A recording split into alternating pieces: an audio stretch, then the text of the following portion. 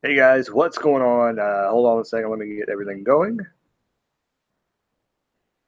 I'm probably not going to be on here long, but I'll go ahead and get everything set up like I would normally do. I'm going to record the videos. This is a lot easier. I'm kind of feeling crappy today. I went to bed last night. I woke up and last night, as soon as I got home from running around and stuff on my day off, everything kind of started getting really horrible for me. Uh, Started feeling like crap. I feel like I got like a huge sinus headache, so I apologize if I don't feel the same as what I normally do, but I do need to record this because of the channel. I'm supposed to be on the day. I'm supposed to talk about wrestling, and then it's a pay-per-view weekend, so I clicked on this. It's taking forever.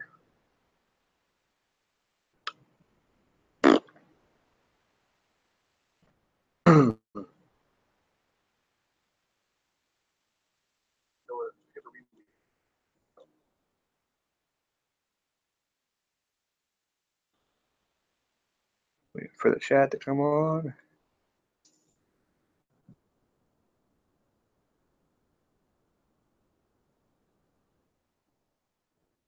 Something in the chat. Okay, here we go. So let's talk about WWE Survivor Series 2017. We're also going to be talking about NXT Takeover Wargames. Let's go ahead and talk about NXT real quick. Get it out of the way. Wargames, good pay-per-view. I don't think it's something that um, people are blown out of the water by this time, though. It's actually probably one of the lackluster NXT shows that we've gotten for a while. I think a couple pay-per-views ago, a couple NXTs ago, it was kind of I thought the last NXT pay-per-view was okay, but it still didn't blow us out of the water. And I don't think it's Drew McIntyre. It's just the fact. I think this one's a lot better than the last pay-per-view that they had. I think it's going to be more entertaining. Aleister Black taking on Velveteen Dream. Haven't really got to see much of this, but the program or the pro video package that they did. There we go. That's the word. My whole body is not cooperating today, so if I pause for a second, don't mind me. Apologize. My nose started doing like some weird kind of thing, so I'd like stop. Um, but I think it's gonna be a good match. I'm gonna give you my prediction of what they should do, and then I'm probably gonna tell you what they're going to do. Now, I don't really know where they're going to go with this. I would want Velveteen Dream to win so they can continue this story with Aleister Black and him. But I kind of feel like they're going to push Aleister Black further, quicker. So I'm going to assume Aleister Black's going to win this. Then we have Cassius Ono versus Lars. I swear, every time I turn the camera on, it don't matter what time it is, I'm going to start yawning. Lars Sullivan and Cassius Ono. I don't know what their plans for Lars Sullivan is. Are they going to have him lose to Cassius Ono? Or is Lars going to get the win here? I have no idea. I would assume that this Cassius Ono is going to end up going to the main roster soon. About him too much, and they'll have him do the job to Lars Sullivan. I do think you need to establish Lars Sullivan as kind of a top talent. So I would love for Lars Sullivan to get the win here, but I honestly think that Ono is going to go over. Um, just because he doesn't. Lars Sullivan is a big guy, and he's never been beaten before. I don't think he's been beaten yet. So if Ono beat him, that would kind of put Ono up there and let him get noticed, possibly get him a title shot down the road if he wants that. The thing with Cassius Ono is I don't know if they have a plan for him to go to the main roster, or if he is someone that's going to stay at NXT. I really don't know. I would assume that he wants to go to the main roster, but I don't know what their plan for him is. Um, yeah. There is Johnny Gargano will get a shot at Pete Dunne's UK Championship. Now, I've heard things online that match is actually going to take place at Takeover, but they're not going to show it until the week after, or the NXT taping, or the NXT show after the pay-per-view. So that'll happen. I believe Sonya Deville and Ruby Riot's going to wrestle as well at Takeover. That's pretty good. I hope to God Johnny Gargano doesn't win. I think it'll be a good match, but I think Pete Dunne will go over. They don't need to give him the UK Championship. Just take it to be like the new European Championship. We don't need that. But Ruby Riott will probably go over Sonya Deville. I see that. Or if to give Sonya Deville a win, Ruby Riott, I think Ruby Riott could eat a pin and be okay. To let Sonya kind of get a little bit of traction there. I think Ruby could be one of those people who is super over with the fans and can lose and still be fine. I think they could bill her as kind of that character and like that. Goldust I think is one of those characters that people continue to like, even though he's losing. People still enjoy his character. Another NXT match will be the Fatal 4-Way for the Women's Championship. Ember Moon, Kairi Sane, Peyton Royce, and Ember Moon, Kairi Sane, Peyton Royce. Oh, Nikki Cross. I don't really know where they're going with this. I don't know who they're going to put the belt on. If we were going by who the best wrestler was and they were going to put it on the best wrestler, then Kairi Sane would probably win. I have not finished the Mae Young Classic. I only watched, I think, like 2 or 3 episodes of it. I really want to watch it, and I probably will sit down and watch it at some point. I was surprised how the tournament went down. It kind of went down kind of funky, kind of weird. They didn't really go for the same thing as a Cruiserweight Classic. They were going for more of a, I think, shock factor and pushing Ronda Rousey's buddies. That's what I think. I think it should have went another way. We should have had somebody huge come up to NXT that could really be talented on the main roster down the road. And I don't think we got that. We got a lot of women, but the women that I think I enjoyed the most, they haven't even showed up in NXT yet. So hopefully those women will show up in NXT. So that one, I'm not sure what I would do in this situation. I think honestly, and I don't know if Kairi Sane is signed to a contract. I don't know if she's officially in NXT or she's just showing up since she won the Mae Young Classic. I think that might be the case, but she showed up on TV before, so she may be there. If she is there, I could see her winning the belt. But in the back of my head, I kind of think Nikki Cross will win it. Part of Sanity, and Sanity is probably getting ready to go up to the main roster. The thing about Sanity, and I kind of want to talk about this real briefly, is that I don't know what the plans are for Sanity right now. You would think they would be getting ready to go up to the main roster. I don't know how much longer they're going to be there. I think they've shown that they're worth going up to the main roster. I think they need to go up as Sanity. And will Nikki Cross go up as part of that group? I think they need to do that. It would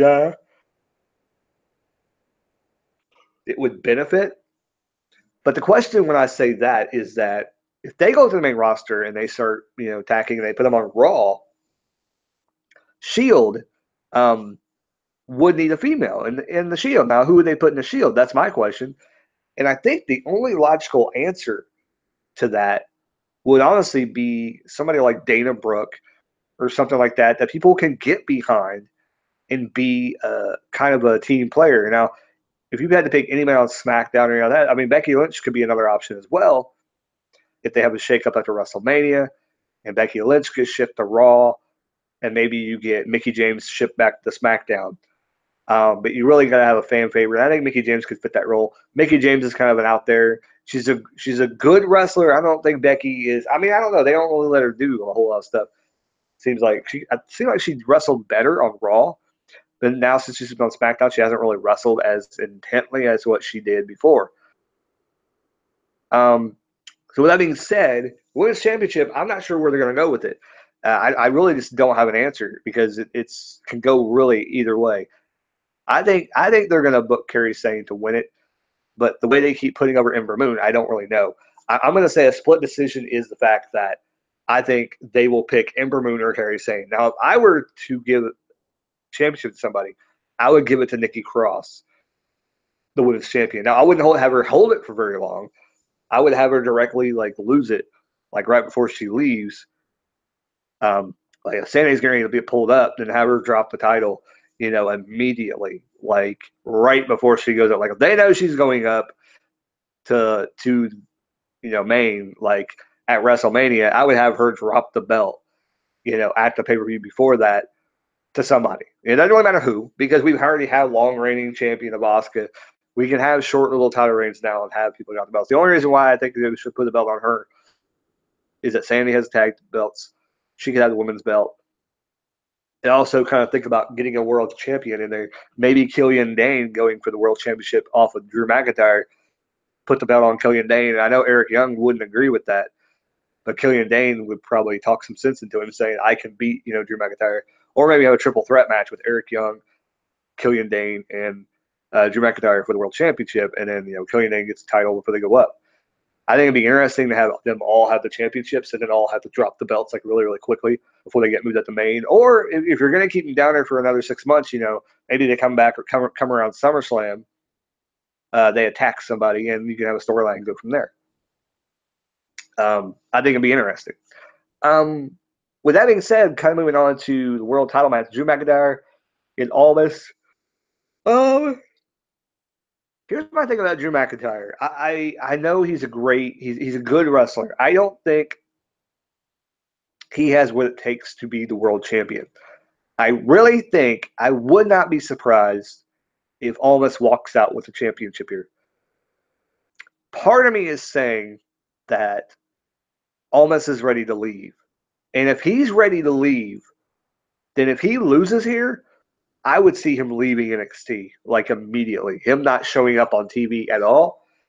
His contract void, it ends. And maybe his contract's up and he's leaving, and they want to have him one last chance to see if he can get over.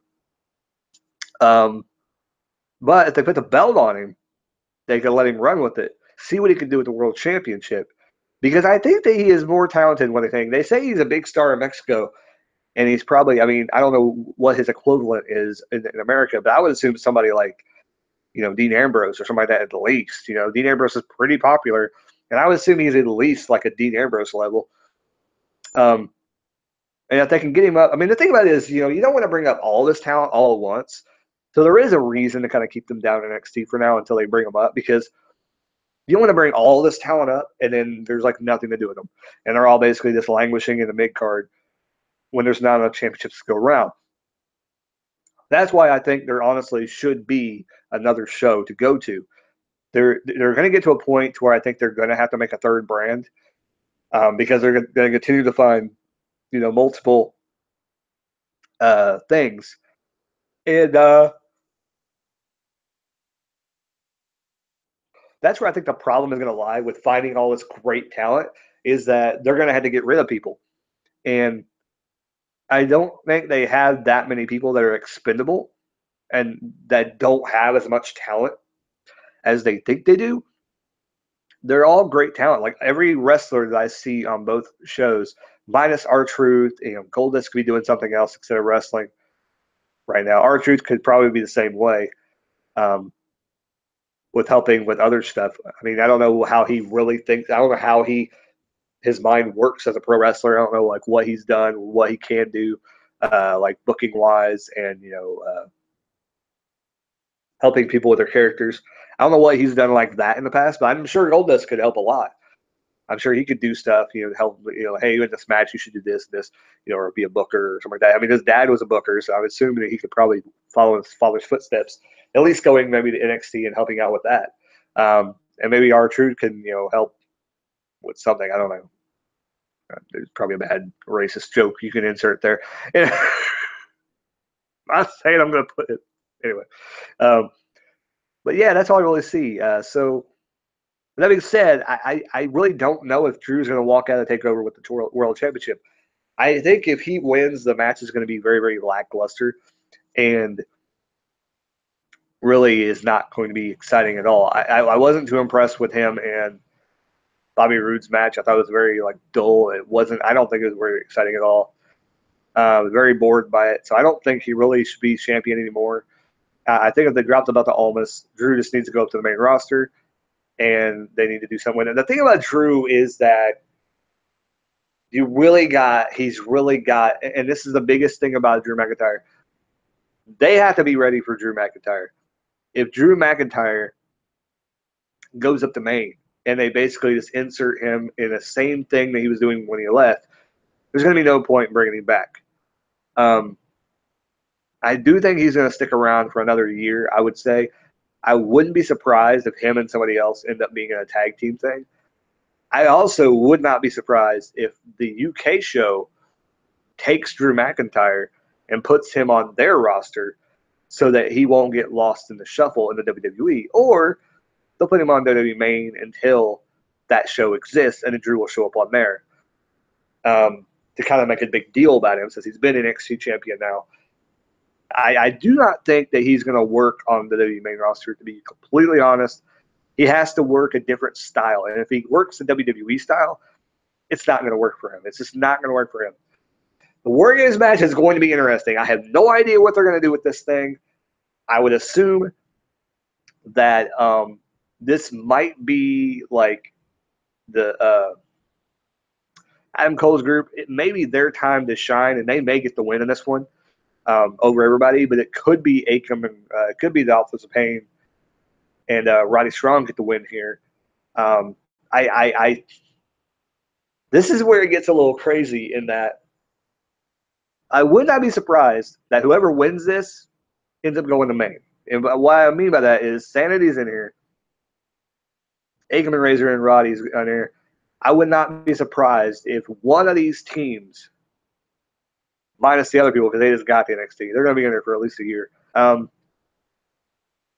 that they might end up, both teams may end up going to main at some point. But like I said, the problem is that with NXT is that when do you send them up? How long do you keep them in there?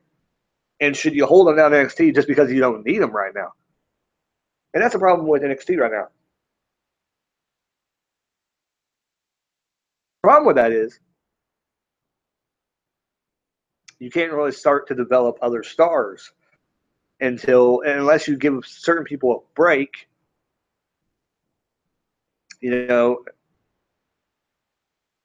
and then let other people up, or whatever. I have no idea. Anyway, like I said, I think Authors of Pain and Roderick Strong will win. It doesn't make sense, but this whole entire thing doesn't really make sense. Sanity might win. I mean, like I said, this could go in either direction.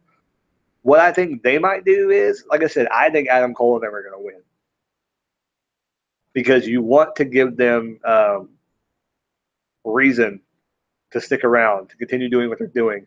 I think there's going to be some shenanigans involved. I do think there may be more members happen. You don't really see Sanity breaking up before they go up to main. So I almost think that Eric Young might actually join, but I don't think that'll happen. Could be Sawyer Fulton show up and play a part in this. That would be interesting if he showed up in Sanity and Killian Dane ends up joining them. But then, Nikki Cross would be in a weird situation right there. So Nikki Cross could get involved as well if she wins the women's championship. Kind of matters where she's placed on the card. If it opens the pay-per-view, which I don't think it will, she could be involved in the match as well. Will Paul Ellering get involved? What's his name? Donovich, that guy. Will he show up? Supposedly he's signed to a contract. Will somebody else show up? And help them out. We don't know who they signed. I mean, we know Rockstar Spud, but I don't know if he really did anything with Ring of Honor or if he would show up and be involved in this somehow. I have no idea if he would be with Undisputed, which that'd be kind of weird. All these lower people, and then some smaller person comes out. You're like, really? But yeah, I don't know how it's going to work out for that. So that should be an interesting NXT show. If I missed the match, then I apologize. I think that's all the matches I could think of. Tag titles are online, NXT World. Okay, let's try to figure out everything. Okay, so about Survivor Series. Survivor Series, Enzo Amore has to hold on to the championship against Kalisto. There's no need. Kalisto, I don't keep him on 205 Live. I understand. I don't know what you want to do. He just needs to be in a regular feud. Don't put him in a title scene. He has one shot now. Now bury him. That's all you got to do. Just bury him now. He has one shot. Now put him down. Put him down in lower card now. Until I'm like, all right. So let's start with the women's championship. The women's championship, um, 4A, Alexa Bliss and Charlotte. I don't know what's going to – this is what I think they will do. I think Charlotte will win this match. That's what WWE will probably have happen. I know I thought about some different things with this, but Charlotte should go over here because of the fact that I think SmackDown women will just clean house. I think SmackDown will win the women's thing so that Raw later on can win theirs. So I think Charlotte will go over here, and the women will do like super good for SmackDown, and the men will just completely fail probably. I think that the women's SmackDown team will have the mystery partner, which I think is going to end up being Paige. Why wouldn't you want to have a surprise at Survivor Series and be talking about it all weekend until, or the next 2 days until SmackDown to see Paige's return to wrestling? Right now, they think she's going to be on Team Raw. She shows up. I think it'll be super interesting to see what happens. I almost think, and this is what my idea was, is that last year Natalya attacked, I think it was it Charlotte? Did your kid participate or Becky? One of the two. Or one of the Brie Bella or something. And they did that whole storyline. Well, I think this year, this is what I think is going to happen, is that Natalya is going to get hurt backstage. She won't be able to make it to the ring. Or somebody else is going to get hurt coming to the ring, and Paige will substitute with her. And they're going to end up finding out. And I don't think Paige is going to hide it. She's going to be like, yeah, I beat her up so I can be on the team. And then we'll have no choice but to let her wrestle with Team SmackDown. I think that's going to happen. I think SmackDown will go over just because nobody's going to be ready for Paige.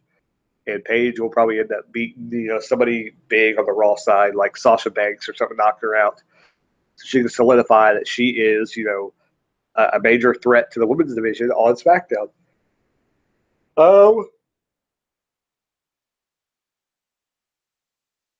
Now, this next one, the Tag Team Championship, I'm not sure. They could go either way with this, to be honest. But I think now, I kind of think that they're going to go with the Usos winning.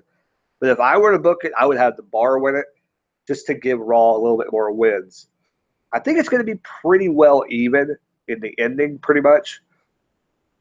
But I think that last match is going to be the one to kind of break the ice. And I think Raw is going to win because I don't think they're going to fire Kurt Angle. The only reason I see something happening with the main event is if they have a lot of shenanigans go on, and it could end up happening that way.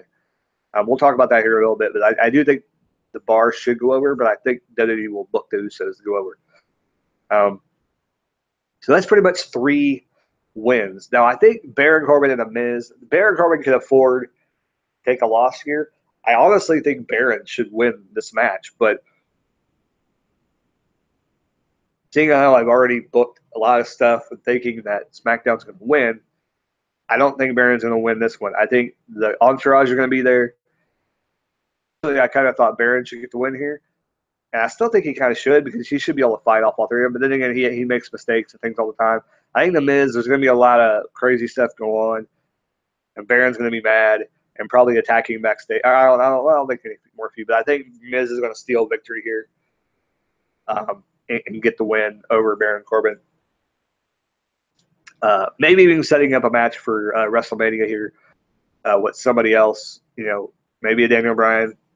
It'd be interesting. Anyway, then we get, what else is going on? I guess pretty much it. Oh, AJ Styles and Brock Lesnar. Let's talk about that first. AJ Styles and Brock Lesnar. I think a lot of people think Brock's going to go over here. I don't think there's any change with that. Brock's probably going to win this match. I hope that this is the one thing that I hope. I hope it goes longer than 10 minutes because I think that AJ deserves that. If it doesn't go 10 minutes, then I think that Jinder has to get involved to make it even, worthwhile to AJ that he would lose because AJ Styles is, of course he's phenomenal, But he's also got a great track record of doing, having good matches and having good stamina and things like that, kicking out of, major holds and moves and stuff. So I think that in order for him to lose in a quick fashion, it would have to be somebody interfering on behalf of AJ Styles, so it won't look AJ Styles look weak. Because if they have Brock just come in there and basically ransack AJ and beat him, it's going to make Brock look unstoppable. And I think that if they're going to do that just so Roman could beat him at WrestleMania, that doesn't make any sense to me.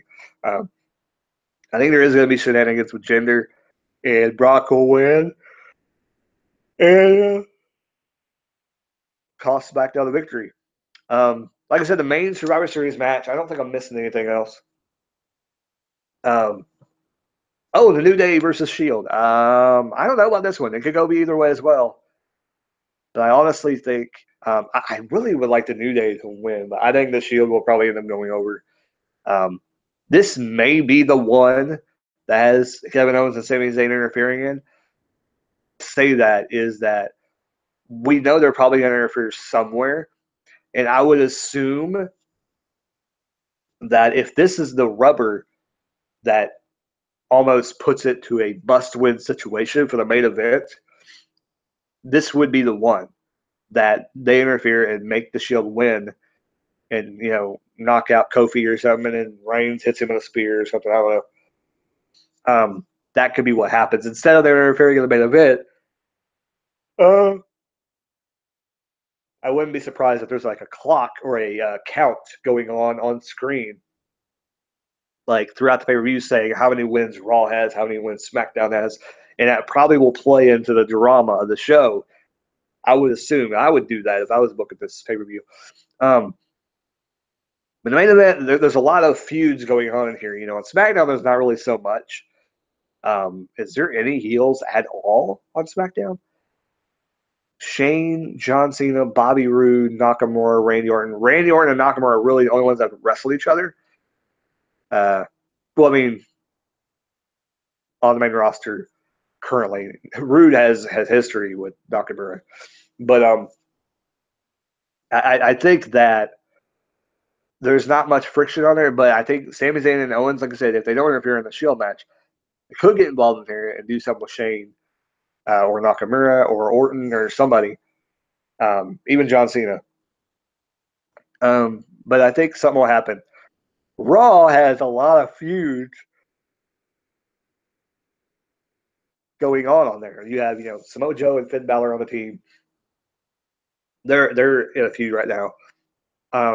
Braun Strowman's in a feud with Kane. We don't know what Kane's going to be doing. Triple H is there. Kurt Angle's on there.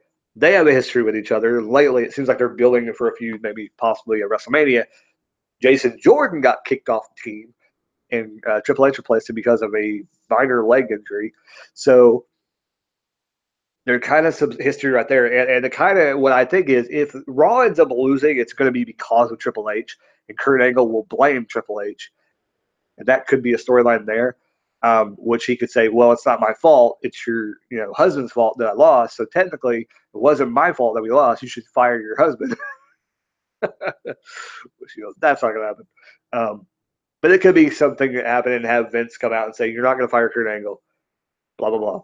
But anyways, that's it. I don't really have anything else to talk about. I think it's going to be a great show. I'm excited for both the shows this weekend. I'm off Saturday because of the holidays on Thanksgiving. I work retail. You know how that works. If you work retail around Christmas time and Thanksgiving, you end up having to work weird hours. Happens this week. So hopefully next week it doesn't screw up my being able to record and stuff. So hope you guys enjoyed the video. More content to come. And keep rocking. And talk to you guys later. See ya.